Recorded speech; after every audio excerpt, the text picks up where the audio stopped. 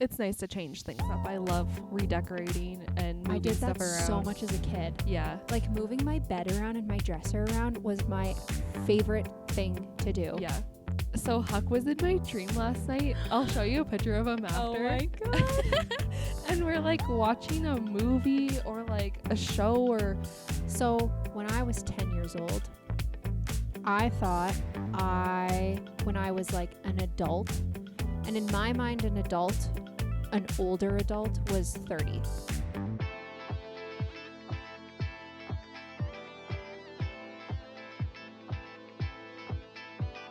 Hello, everyone, and welcome back to That Good Vibe podcast. I'm Jordan. And I'm Megan. And we are so excited to have you guys here today for another fun episode.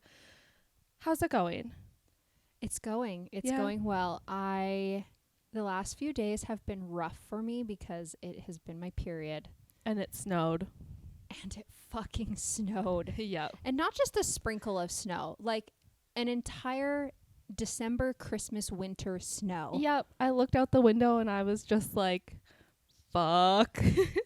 We knew the snow was coming, but I didn't want a big dump. I wanted a little sprinkle, melt the next day, then maybe a week later some more snow comes. You know what? You don't have to shovel. I looked outside being like, where the fuck is my shovel? There's so much snow on my car. You get a park in a parking garage. Yeah. I was just like, I hate my life. And I had clients coming that day. And I had to go out in the morning. So I had to take the snow off my car before I left. I had to warm my car up. There's a bunch of gas wasting. Had to shovel. That was a workout. Like, I was so miserable. I didn't know where my mitts were and my toque and my jacket and my boots. Like, there was so much snow on the ground. I was not mentally prepared. Snow. Yeah, it was too much. You're so right, though. I don't think I'm allowed to complain this year. Yeah. Because I do park underground. You do have to go walk your dog. So there's and that. And it's not part. easy. I have to walk completely around the building in order for him to even go pee or anything. Plus, I've discovered that they don't really shovel the snow or put salt or sand down until later in the day. I have to give them grace because it was the very first snowfall of the year. Let's give them grace. But holy hell, it's so slippery outside. Mm-hmm. Because it wasn't cold enough for it to freeze immediately. It just Well, I think it rained the day before, and then or the night before or whatever, and then it just snowed. Terrible. So on my way to the gym, I almost ran through an intersection because I was just sliding everywhere. Sliding. Yeah, and thank God, the person that was turning left, waited until I stopped because I was just like, you have to watch other people you too. Do. Any intersection. Yeah. I try to keep a couple car distance between me and the vehicle in front of me. Yeah. In case they have to slam on their brakes. For sure. Because I don't want to die. Oh, and another thing is just how dry it gets now. My skin is just aching and so itchy, even after I put so much lotion on. Even right now, I'm just I can't stop itching myself everywhere. And the more you itch, the drier and itchier it gets. Oh, it's ridiculous. Oh. That's why I love my Lubriderm lotion. Oh, yeah. I've never tried that, actually. You should definitely give her a try. Yeah, I should. When I put it on my legs and my back, I can feel my skin just absorb. I have to do layers of it, though. Do you have to do it every day, though? After I get out of the shower. Yeah. Usually in the morning. Or if I'm feeling itchy or dry, then I slap her on there. Because right now I'm I have to do it every morning or else all day long I'm going to be dying. Dry and itchy. And I use that hemp lotion. Yeah, I like your stuff. It's good, but it's not super hydrating. It smells nice. It's it's thin. It's good for hands, but for body, your body skin is a little thicker. Yeah. It needs a more hydrating moisturizer. Yes, exactly. So yes, winter is here. She has settled in. And we're not ready for it. But you know what I am ready for, though, is Christmas. Already? The holiday season, I cannot wait for. I don't think I'm ready for that yet. I want to put up my Christmas tree already. But I have to wait till after Remembrance Day. Yes. And then the tree can go up. Mm-hmm. I usually put my tree up, I don't know, it's sometime between the 20th of November to the 1st of December. Oh, I thought you were going to say the 20th of December. No. What? No. Are you the Grinch? But in this apartment, I just don't know where my tree's going to go. Like, okay, fun fact about me is that every single apartment I look at before I even decide, is this my place, I'm always thinking, where is my Christmas tree going to go? Because I love when a Christmas tree can be in front of the window so that the people outside can admire all like the pretty lights and that's stuff. nice. Yeah. I love that. In my last apartment, I couldn't do that. So I had it further in, whatever, that's fine. But this apartment, I'm like, where the fuck do I put my tree? Good question. We'll have to take a look after. Yeah. So I will figure it out. It will find a home. It's just another piece of furniture might have to find a temporary home. Exactly. I've been feeling the urge to feng shui this room and change this room. Not the podcast area of this room, but everything else that's over here that you guys can't see. I want to move it around somehow. Okay. I just don't know how yet, but I'll get there. It's nice to change things up. I love redecorating and moving stuff around. I did that so much as a kid. Yeah. Like moving my bed around and my dresser around was my favorite thing to do. Yeah. I also had a huge room as a kid, so I had a lot of like options to move things around. Something super cool about my childhood bedroom is I had ceiling tiles because my room was in the basement, and my mom got me these clips that would hold the poles that go across the curtain rods. Oh, yeah. So these clips onto the tracks of the ceiling tile to hold the curtain rods. So then I had curtain rods dividing my room into different sections. Oh, that's nice. Yeah. Yeah. So I loved that. I had glow in the dark stars on my ceiling, like up until grade 12. I would still have those in my room, to be honest. I want one of those like galaxy lights that you turn them on. They're so cool. I love. What a vibe. So anyways, random chit chat. How are you? How's your week? Good, but like same thing, like blah, and just like I kind of feel gross and a little out of it because it's just winter time now, I guess. The weather. Like, yeah, but otherwise pretty normal. Not bad, not great, you know? Just average. Yeah. Yeah, same. Yeah, my period took a toll on me. Saturday, I slept. I had so many naps. I just was like laying down and all of a sudden fell asleep. And then Sunday is when she really came. Whew, it was painful. I forgot. Like, just remember that I stopped taking birth control 2 months ago. So now I have my like normal period back. And after a year and a half of being on birth control, I remember my period being like painful and heavy and like not that fun. But you don't remember until it's there. And it's like, oh my God, why did I do this to myself? Oh, being a woman. It's so terrible. And I forgot how fucking emotional I am. Oh, yeah. I am just so sad and down about everything. You know what I've done now is like I write out when I'm like finding myself moody or grumpy and everything, and just to see like the timeline. And I found out it's usually a week before my period, not necessarily around when I get it. Yeah, it's like the week before the PMS symptoms stuff, where you're just like irritable and you want to kill everybody. Yeah, that's gonna be next week, so watch out. Get ready, guys. Here we go. Okay, what's our next? What was your self-care challenge?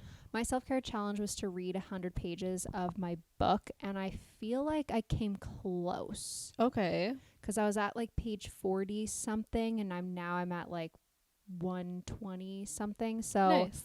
Not fully there, but close. Yeah, that's good. It's a what's the word I'm looking for? A self-help type of book. So a lot of those books are just so hard to stay super engaged with. Mm-hmm. Whereas like a oh my God, my brain today, you guys. Like novel, a fiction. Yeah. There we go.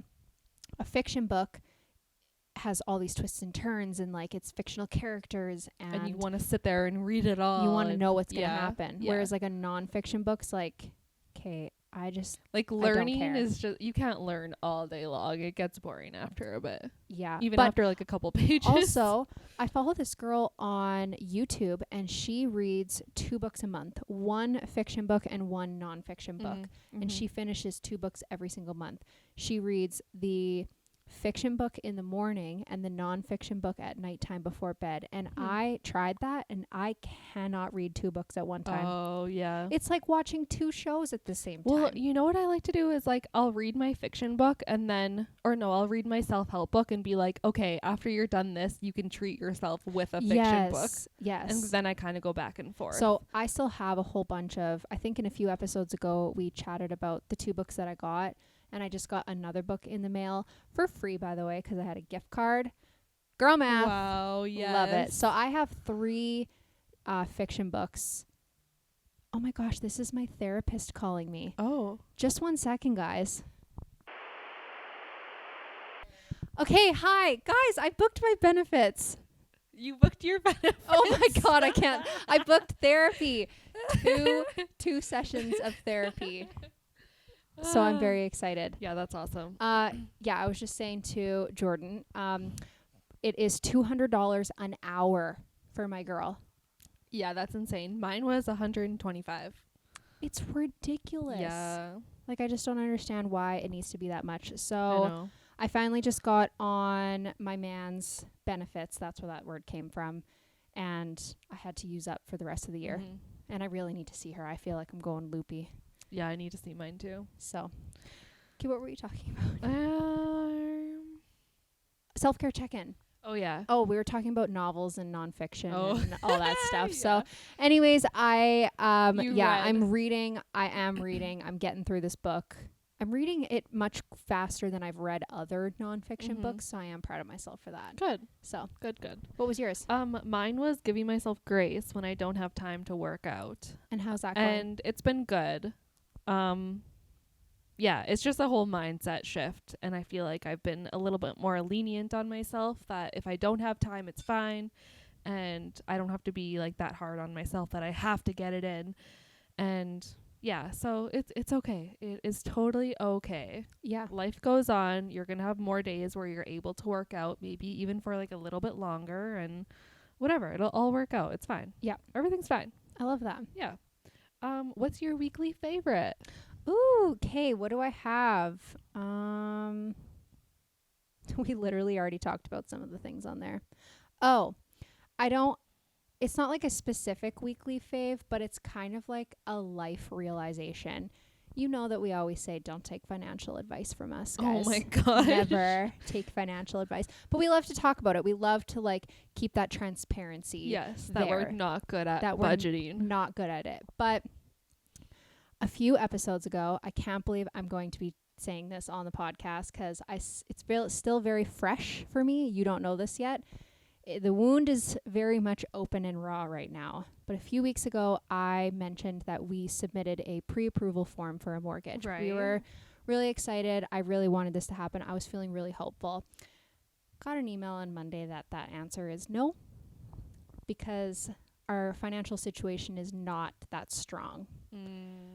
So that on top of my period, I was incredibly emotional and just really upset with myself, and had a heart-to-heart with my man, and we had to come up with a plan together, and just like agreed that we need to wait. Obviously, we need to get handle of this. That's okay though, because you know eventually it's gonna happen. Yeah. It's not never gonna happen for you guys to own a home. So And it's so fitting in today's topic where we're talking about like life's timeline and like pressure and all that stuff. But I am such a person that when an idea comes in my head, I want it now. yeah. And I will do everything in my power to get it now. And if I can't have it now, then I kind of have a little pity party. Something I got to work through, and just know that shit doesn't always work out that way. I'm like that too. Like even when I moved into my apartment, I was like, I need all the furniture day one. Like I need to go buy everything. And it was like, no, Jordan, like that is not even. It takes time. Yeah, Just exactly. breathe. Yes. Relax. So I totally get that. It's hard though when it's like you want something and you can't have it. Like yeah. So I sat down. I wrote out, I already have written out like how much I spend, where I'm overspending, things like that. But it never fully clicked in me that it's like, okay, maybe that habit needs to stop. So him and I sat down and we wrote out both of our financial plan, how much we can contribute to our debt and to saving money. as well as like when an event comes up, like dinner with a friend, like, because that is the thing that we forget to budget, is those $20 to $50 extra things that come up. But if you're not making those payments and you're paying off your card and then using that again, and it's like the math is not mathing. No, exactly. So having a credit card sucks because it's like you have this money that you can use, but you still have to pay it back. Yeah. Like, but it's like you don't have to pay it back now. Like there's that lenience. So I guess the weekly fave is I've discovered someone on YouTube. There's two guys. First one was on Netflix. I Can Teach You How to Be Rich. Did you watch that? No, I haven't. You should really watch it. Yeah. And then he has a podcast on Spotify, Apple, as well as on YouTube as well. I Can Teach You to Be Rich. Okay. So this guy, his name is Ramit. He sits down. He goes through all of your like he is in your bank accounts, looking at what you spend, how much you save.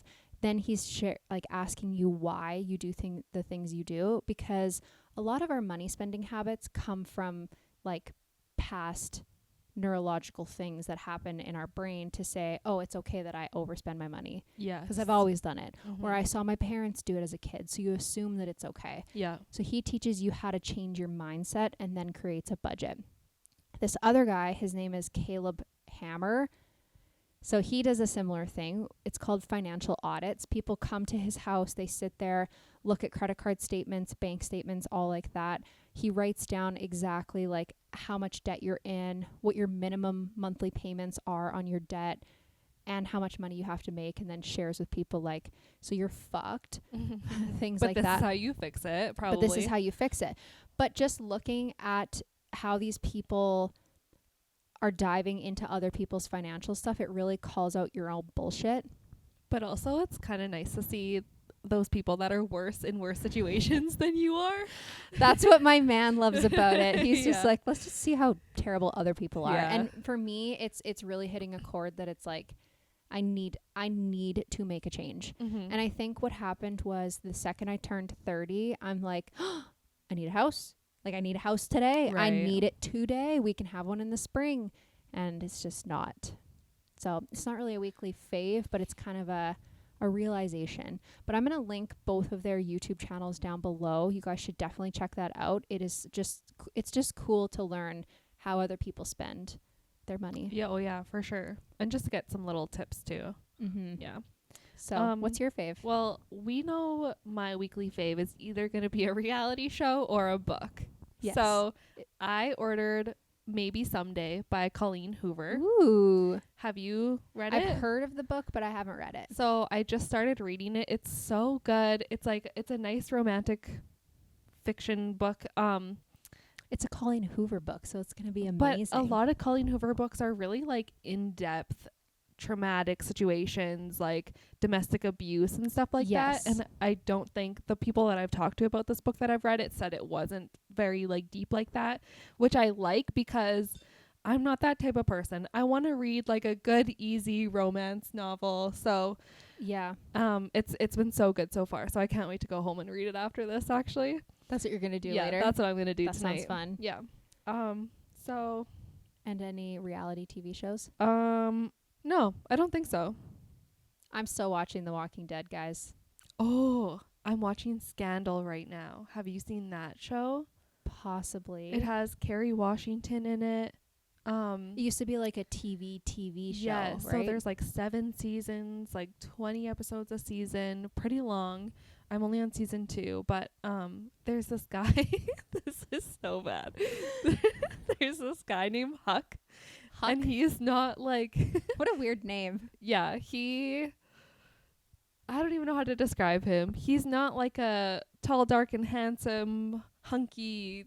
That's what I would assume with a name like Huck. He's like he does the computer stuff for them. Like, so they basically work at a lawyer's office. Okay. And the way that they like help people is through like backhanded through like not doing things the right way kind of thing. You know what I'm trying to say? They're scandalous. Exactly. Yes. Okay. And so Huck was in my dream last night. I'll show you a picture of him after. Oh my God. And we're like watching a movie or like a show or like a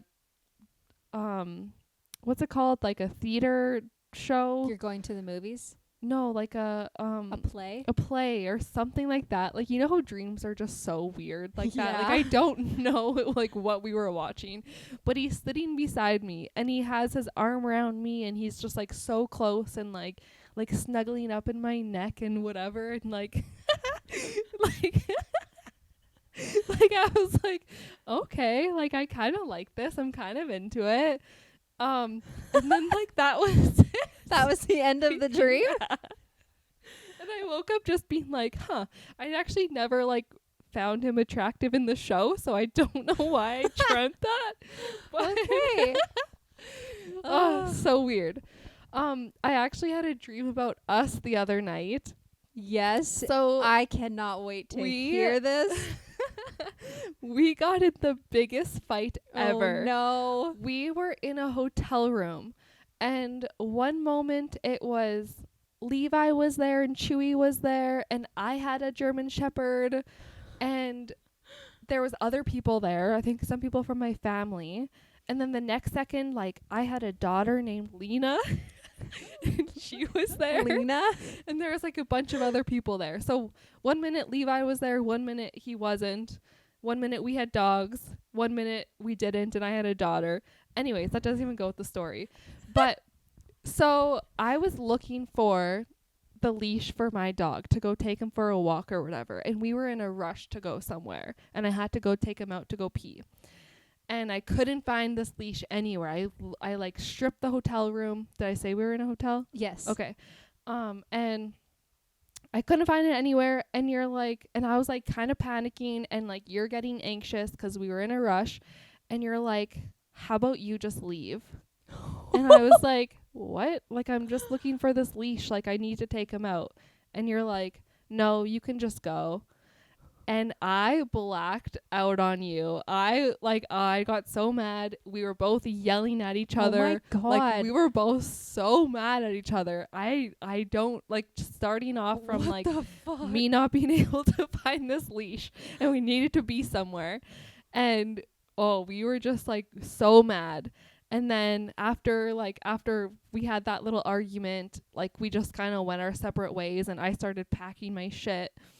And then I went up to you and I was like, you know, like in like a very calm voice. I was like, you know, you were a little rude earlier. And you're like, yeah, I was. I'm sorry. And then we made up, and that was my dream. Okay, what the fuck? Yeah. Like, just so random. Don't get a German Shepherd, and we're not going to share a hotel room. Oh my God, it was so random. Dreams can be so weird. Just take like the weirdest turns and see some of the weirdest people, and you're like, why did I dream about that person? Yes. Okay. And actually, like the past like 3 nights or like the past week, like I've been having dreams on and off of like all my friends hating me, like me doing something wrong, and they like shun me out, and I can't for the life of me like figure out a reason why. And I keep having reoccurring dreams like that. It's so weird because some people you talk to say like dreams are hidden messages, but some people are like dreams don't make no sense and mean nothing. I know. I try to choose that the dreams don't really mean a whole lot. Me too. I don't take it personally or anything. I mean, like as soon as I wake up, I'm like, whoa, okay, that wasn't fun. Because in 4 weeks from now, you're going to completely forget about it. Yeah. So I don't take it to heart. But they're so funny how random and weird they are. I know. I was really excited. You text me. You're like, so I had a dream that you and I got into a big fight. I'm like, tell me. Yeah. Oh, goodness. Too funny. Okay. Should we go into our topic here? Yes. Letting go of your timeline.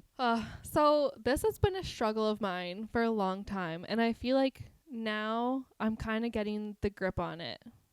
I feel like a lot of you guys are going to relate to this because we all feel this like internal pressure that we're supposed to be somewhere or be something by a certain time frame and a certain age. Yes. So this episode is all about how to let go of that. Yeah, exactly. Pressure. Yeah, because having things lined up and like written out to a T of what you want your life to be like you know, it's never going to turn out that way. That's the beautiful thing of life is there might be something so much better that it ends up being instead of what you thought it was going to be like. Exactly. So do you want to start off by, we're going to share what our point of views were when we were 10, 15, 20, and 25. Yeah. Like what we thought our life was going to look like. Like at that age. At that age. So when I was 10 years old, I thought when I was like an adult, and in my mind, an older adult was 30. So when I was 10 and I said, when I grow up, I am going to live in, what is that country called? Iceland. And I'm going to save the puffins. Oh, right. Yeah. Oh my gosh, the puffins. That is what I was going to do, was just live off the land and save the puffins. Yeah. So you can see how when I was 10, I clearly had no idea. Now, closer to 15 is when I started to date boys. And then this is where everything switched for me, where I assumed as a woman, my sole purpose in life was to become a wife and become a mother. So from that point forward, I always thought, just now I'm starting to like shift those mindsets that like, that's not my only purpose in life. But at 15, I thought, Kate, so I'm dating the guy I'm dating now. By the time we're 21, 22, we're probably going to get married, and then we're going to have our first baby right away. And then by the time I'm 25, I'm going to buy a beautiful big ass house. Mm-hmm. Then we're going to have another baby shortly after, and we're going to go on Disney cruises and just like this extreme lavish life, I thought. Then at around 20, I was dating a different guy, and I thought, okay, I don't really know what direction my life is going to go, but I'm going to assume in the next 3 to 5 years that marriage and children will come. And then shortly after that, a house and a car will come. I just thought those things like came to you. Yeah, me too. No matter how much work you put into those things, I just assumed that that's what the world gave you. Mm-hmm. So, and then at 25, I was dating my most like recent ex, and him and I were talking about marriage and children. So then I thought, okay, in a couple years, yet again, we will get married, we will have kids. A house at the time was something that I was like starting to let go of those expectations of, yes, I want a home, and yes, I want a nice car. But looking at my track record and looking at the past and like the direction that things are going, maybe that'll take a little bit longer than the marriage and the kids. So then that happened. Then when I was, how old was I? I just turned 27, and it was 2020. It's a pandemic. The pandemic really switched a lot of shit in my brain of what direction I thought my life was going to go. But him and I ended up getting engaged. And I was like, okay, it's happening. The plan is finally unfolding. Then I had this realization that this is not the person I want to be with, and I had to start my life completely over. And from that point until now, I literally have no idea what direction my life is going to go. Yes, I want to be a wife. Mm-hmm. Of course I want to be. That is like one of the things in my life that would make me feel very proud as a woman, to be someone's wife. But I've let go of those expectations of when is it going to come? I don't know. Same thing, I talk about the house situation. I just I have to just like let that go. So, because also you want it to happen, and it's going to happen at some point. It's going to happen. It's going to happen. Yeah. Okay, I have more to like vent on about it, but you share how you kind of viewed your life. Okay, so at 10 years old, I thought I was going to do when I grew up, which was like, I thought growing up and being an adult and like having all your shit together was like 25. 25? Like, okay. I was going to be married, kids, house, like great job and everything. 25. At 10, I thought I was going to have something to do with horses, either be like training them or like having a ranch of my own and having people board their horses there, like something to do with horses, because I was obsessed with Heartland. Of course. Yes. 15, I kind of let go of that, and I remember wanting to be a hairdresser. I love doing people's hair. And I think at 15 too, when was this? Grade 9 probably. That's when I kind of started dating around too. And like I always knew I wanted to be a wife and a mom and have a big house and all of that stuff. And I think still my mindset was, 25 it's when it's going to happen. In 10 years from now. Yeah. Yep. 20 is when I was in university. I kind of let go of like what I wanted to do job wise. I was in my psych degree. I didn't have a plan for the future. I just thought everything was going to work out and a job was going to come to me. That didn't happen. I have nothing to do with psychology anymore. 25. When I got to 25, how old am I now? 27. So me and Nick would have started dating when I was 24. And when me and Nick started dating, he was a lot of the time the person to be like, why are you so stressed out about all the little things? He's such a chill guy. He doesn't stress out about anything. He doesn't even think really of the future. And here's me like planning everything out, like trying to be so strict with how I want things to go. And he kind of made me like lose a little grip on that. And then I also started seeing a therapist. And she was also a big help in that too. Yeah, she really did help you a lot. I owe her my life. I do. Yeah, she was awesome for you. Yeah. And so at 25, I was basically like, okay, so by 30, I'm going to be a wife and have kids and have a big, huge house. And so now that you're 27, you're about halfway between 25 and 30. Where do you feel now? I am still thinking 30 now. 30 for the marriage and kids and stuff? For the everything to kind of come together. But again, now obviously I would like for that to happen, but I'm okay if it doesn't. I'm just kind of letting life happen the way it should. And I am kind of like letting go of my expectations. Because even if one comes to you at 30, one comes to you at 33, then maybe one comes at 35. Yeah. It's like, okay, well, it's all unfolding the way that it's meant to unfold. Yes. I think something we forget is that, especially those big three things for a woman, I'm specifically talking to the women here, marriage, a house, and children. Those are the three bangers that society says you gotta have those done to be quote unquote a successful woman in life. So we put pressure on ourselves to achieve those now.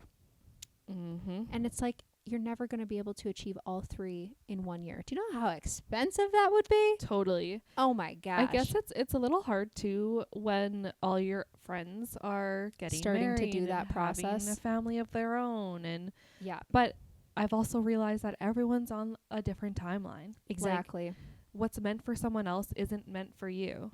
Exactly. And you just kind of have to let things flow. I've heard this quote before where it's like, when you plan your life out to a T, or when you plan anything out, God's up there laughing, because it's not going to happen like that at all. Him, the universe, whatever you choose to believe in, is the only thing that knows what your exact plan is. Yeah. And they always have a plan for you. Exactly. So you have to trust that. So yes. Trusting is a big, big, big thing, because people want to take things in their own hands. Everyone wants to have control. Yes. And I know you and I are like control people. So it's hard for us to be like, okay, let's just let it go and just breathe on through it. So something I have here in my notes is, you deserve a life where you aren't constantly criticizing yourself, letting yourself down from expectations. So if you are constantly setting the bar at 10 out of 10, I need things to turn out this way. I need this event to turn out like this. I need to graduate school and get this exact job. I need to be married to this type of man. I need to have this many children and this form of genders and this type of dog and this house and this car. And when you are putting so much pressure on those materialistic things to be super, super specific, when it doesn't turn out that way, and 99% of the time it's probably not going to turn out that way, you are just letting yourself down. And then you're going to start criticizing yourself. Why am I so stupid? Why am I not smart enough or career driven enough to get the things that I want? Or have that much money to be able to get whatever. Yeah. Or why can't I be loved by this type of man that I want in my life? Because you're putting what you want in a tiny little box and you're holding it so close and so tight to you that it can't breathe. So it's never going to unfold the way that it wants to unfold. I think that's a kind of a good analogy, is that every time that you plan something out to a T, you're just putting it in a jar and you're tightening that jar up so tight that no oxygen's going to get inside. So that little flower in there is just going to die. Yeah. And then you're going to be sad and upset. But again, like I said it before, things can happen way better than you ever imagined it. So having that expectation and holding on to that so tightly doesn't allow for... What I have on that is, like, when you plan your life to a T, is when you let go of that plan or those expectations. Sometimes surprises happen and you're like, oh, okay, we're going this way now.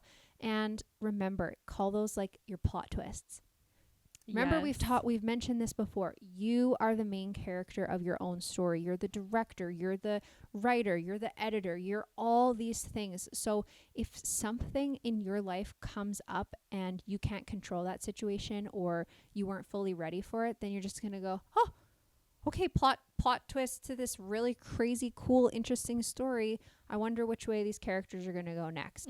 But the interesting thing is that you get to decide what those next actions are.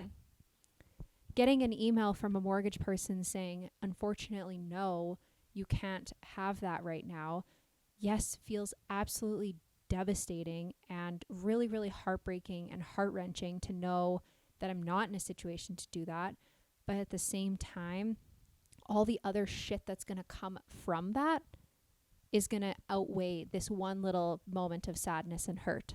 Oh, yeah. And it's a total learning opportunity, too. That's what you have to think of it as, an opportunity. Because every situation that happens to you that's not exactly how you want it, you learn from it. Yeah. And you find a way to maybe change your perspective and make it a little better. And I think another example that people can relate to is you're dating someone. You love this person. You think that you and this person are going to be together until the end of time and you can't wait. And then all of a sudden, for whatever reason, they decide, I just don't think this relationship is for me. And those first few months of heartbreak are probably the most pain that you've ever felt in your life, because you just can't imagine your life without this person. But after the 6-month mark, the 8-month mark, once you start to actually move past that, you're like, wow, who would have ever known that change of changing the direction of my life was going to bring so many more blessings in my life? But you don't know that until that change happens. Because I think the thing with planning your life is that we all think we know what's going to happen tomorrow and in a week from now, because we have calendars, we've got schedules, you can plan those types of things, but you don't know. What if you get into a car accident tomorrow? What if someone in your family gets very ill or sick and now you have to care for them? Or someone comes up to you and says, surprise, I'm pregnant. Okay, we're changing the direction of things. So always be ready for the unexpected and remind yourself that it's the plot twist of the story. Yep. And then just allow it to happen the way it's supposed to. Okay, I have one last little snippet on this. I know this stuff is quick, but it's pretty to a T. Just try to let go of the pressure of your life unfolding in a certain way. And as you get older, it will happen. And I feel like the more older we get, the more you're just like, well, whatever. Yeah, with maturity, for sure. So this is what I have here, this last little thing, is create a guideline of how you want your life to unfold, but remove the attachments of that guideline. Learn how to manifest things in your life, and the vision of your life will unfold in a much better way. Mm-hmm.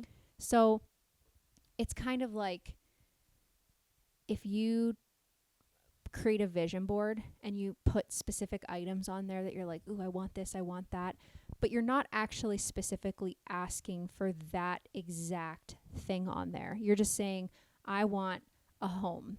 I want love. I want prosperity in my life. And you just focus on those feelings of what those would bring for you and not the actual like material thing in your hand. Mm-hmm. When you deep down in the feeling of what your heart and your gut feels while you have those, that is what it's going to bring manifestation in your life. And then you will really be able to lay out how you want your life to unfold through manifestation. Mm-hmm. And having that good vibe feeling. Just the good vibes. Yep. Just the good vibes. So that's what we got on letting go of your expectations life. I feel like it's just a very important thing to keep in the back of your head, just to not think about every little thing and how you want it to happen, because it's just not going to happen that way. It's just not. It's going to happen so much better. Because when I was 22 years old, did I think I would be here today? Absolutely not. Me neither. Me neither. And think about all the people in your life moving forward that you're going to meet. Mm-hmm. All these new friendships you're going to make, these new coworkers you're going to make. Your friends are going to date other people and you're going to become friends with that person and then meet their, you get what I'm saying, is that when you're planning your life with what you currently have right now, you're limiting yourself to more that can come towards you. 1,000%. Yeah. So that's my spiel. Wow. Very profound. I love this. And I needed this topic. I needed to rant about it. I needed to talk about it, because sometimes we get stuck in that loop of just like, why isn't things working out for me? Yeah. Like, why can't that happen? So what's our next segment? Moving on. What's your new self-care challenge? Did I write it down? Didn't I just say right before we recorded? Yes. And fitness related. Yes. Because the next few episodes are probably going to be times a little different.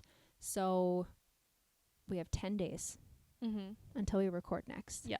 And I want to focus on fitness, because next week at work, I am in a training course and I want to do nothing but the training course, come home, go to the gym, go to a workout class, and that's it. So 3 days a week plus an additional one if I can fit it in on like the weekend. Okay, nice. So 3 to 4. Nice. That's mine. My challenge is to do a day without social media. Love it. Like I want to still be able to use my phone, but just maybe delete Facebook and Instagram and TikTok and Snapchat. No, I use Snapchat more as a communication tool. So that's fine. But yeah, the other ones, I am constantly, if I have nothing to do, even if I'm like eating a meal, sometimes I'm just like, well, I don't really want to sit here in silence, so let's scroll on TikTok. Scroll. Yeah. So it kind of gets to the point where like I start comparing myself to other people in my life, and it's not a good feeling anymore, and I need a break from it. So social media is the most toxic place ever. If I can do 2 days without social media, I'm gonna try to do that. One for sure, though. One full day, no social media. Yes. Good. I like that. I need it. Okay, let's get into some Q&As. Q&As. All right.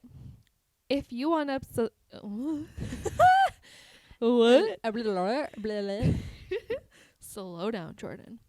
If you won a substantial amount of money, would you keep your current job?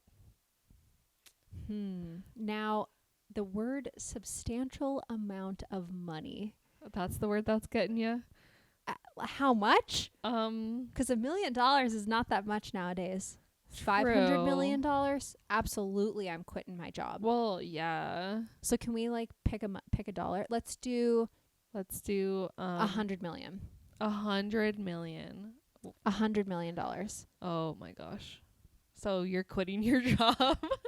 No, I'm not. Oh. Absolutely not. I would spend $100 million so fast. I feel God. like so fast. Oh my God. Not just like in relatively now, but I feel like by the time I'm retired, my nest egg wouldn't be very much there. Okay. Plus, I still need to do something.